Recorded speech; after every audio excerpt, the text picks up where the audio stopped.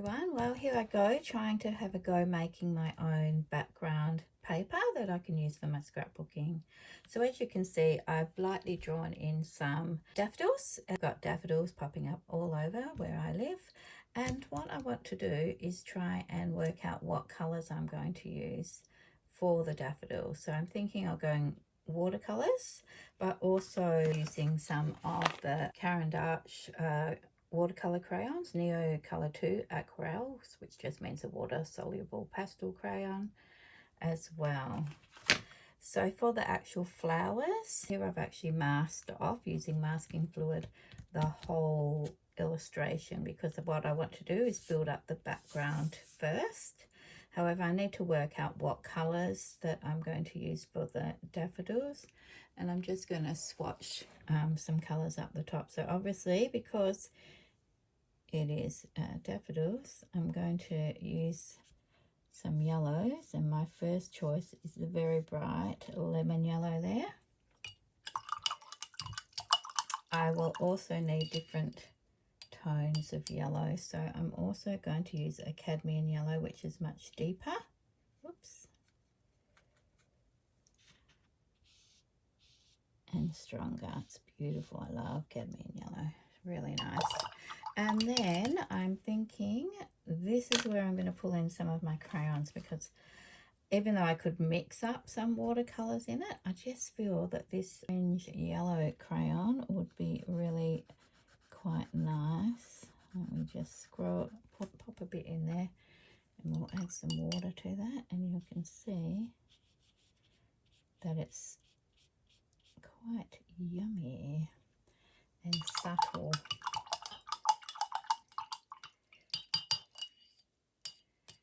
Now, what else might we need? In the center of daffodils is often a little bit darker, so we'll probably need to bring in some reds for shadow. And I'm thinking maybe this red, which is Crimson Lake. It's a Holbein watercolor. Okay, oh, it's beautiful. It's a nice color because you can really mix it up with some other colors to create some nice shadow. If we're going to do that, we are probably going to need a blue as well. It's called cobalt blue. And as I said, that will work to mix some shadows on both the foliage and the flowers. We need something more jadey, so I could mix with the watercolors to get that, but I have got a lovely jade green, which is quite yummy, which I think we'll use some of that. And it's quite pastel-y, but I just think it will give us, oh, see, I love that. Nice. We need some sap green as well.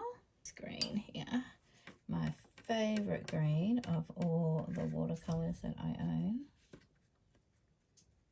Oh, and by the way, this is not all of them. This is just a selection that I use when I'm out and about painting. So there, oh, look at that gorgeous sap green, is beautiful. And then I think what we're going to need is some ochre. Now I have got a watercolor ochre, this one right here, which is called yellow ochre, a Winsor & Newton one, but I've also got an ochre crayon. And I think we might try this one. Let's see what it's like. So it's a bit more brown than the yellow ochre. Let's see. Oh, it's lovely. I like that. And I'll just see. Hopefully this is coming up on the camera. I'm just going to put some of this yellow ochre in. See, it is different. This one's much brighter, the yellow ochre. Could be nice to use as well, mind you. And then we're going to need a dark umber of some kind, or some sort of brown. Now, a burnt umber, which is very chocolatey. That's what we're going to do. We're going to use both. We're going to go with their raw umber. Now look how grey it is. It's really charcoaly and sort of olivey even. It's kind of greeny umber, which is strange. Greeny grey. Nice, but we need some brown as well. Nice for little hints in the center of the daffodils, perhaps. So there's our palette we're going with. We will mix we'll need some darker greens, but we can mix these blues with sap green, this blue with sap green. We've got this dark umber that we can use as well. So we've got enough range of colors here that we can mix some neutrals and shadows and get some darker colors happening. But we need to think about what our background's going to be. So obviously it's daffodils with yellowy orangey with green foliage. Maybe we'll try brilliant blue as a wash, and then we'll work on top of that. May pull in also some Oxide inks just for fun. I think we're going to start with a cerulean blue background. First thing we have to do is wet the paper. Now you can see, cut down with a bit of washi tape. Not ideal, but will do the job for what we want. We're going to get some warpage, guaranteed, even though we are using watercolor paper. It's got to dampen our paper. So when you apply the water to your paper, to prep it for this, because we're doing a wet technique, what we want is just a slight glisten to the paper. You don't want to see the paper so wet that it's pooling. Now with the masking fluid, if you haven't used it before, what it does is basically make all these areas waterproof. And I've purposely splattered it over here, so we'll get some little pops of the paper that will be kept white. So there we go, we've popped our water on. I probably should do for this amount of paper is mix up a heap of this blue, but I'm not. I'm just going to work from my little palette here and this brush. I'm going to put some paint in. Now see, it's light, quite light. I can add more water to it if I want it to flow more.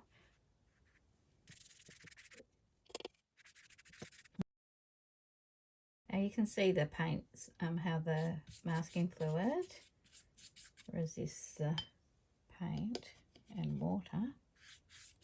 Okay. There we go. So what we've got is a very sky type effect happening. Can add more water to it. I want it to run a bit.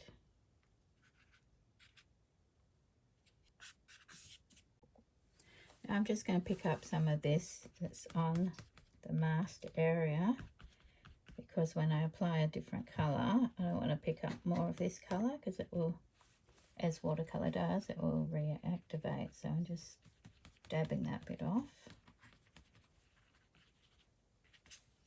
You can, if you want to, pick up areas. So if there's areas on there where you think, okay, I'm going to make it a bit lighter, it's easy to go in and actually pick off some of your wet paint.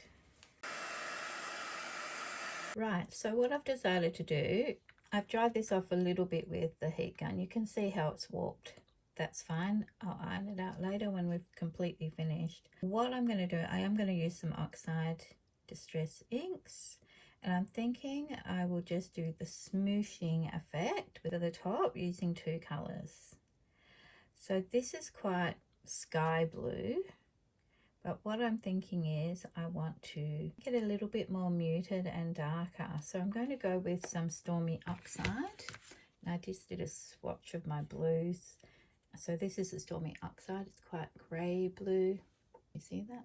And also Prize Ribbon, which is this dark, rich blue here. Very nice.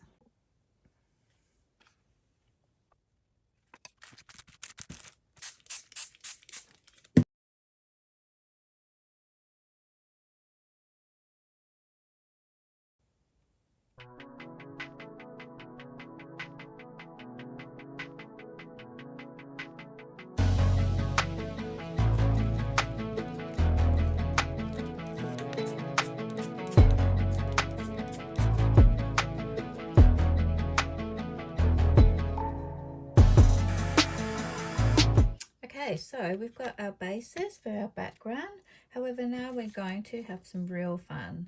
So we're putting in some stenciling. I've got this lovely Mickey Booten beehive sort of print, which I'm going to use. I'm thinking that I'm going to go a bit asymmetrical. So most of the design will be through this area. However, I think this is just calling out for a butterfly to me up in here in the top corner. So we are going to be sponging on some stencils.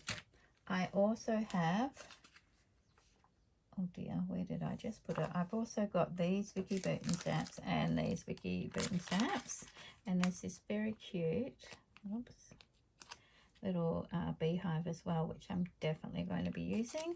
I'm going to also add this large flower and probably those leaves, and I'm thinking some of these as well. And I'm thinking I might sponge on some Stormy Sky to start with for the beehive, and then use some dye inks on top of it for the stamping. So let's see how we go with that. I just need to line up where I want this. So I really do like it, but I just want a hint of it coming through.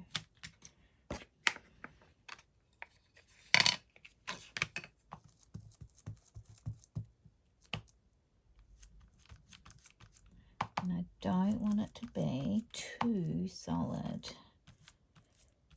So yes, I want a hint of it there, but not, just sort of like a shadow really, if that makes sense.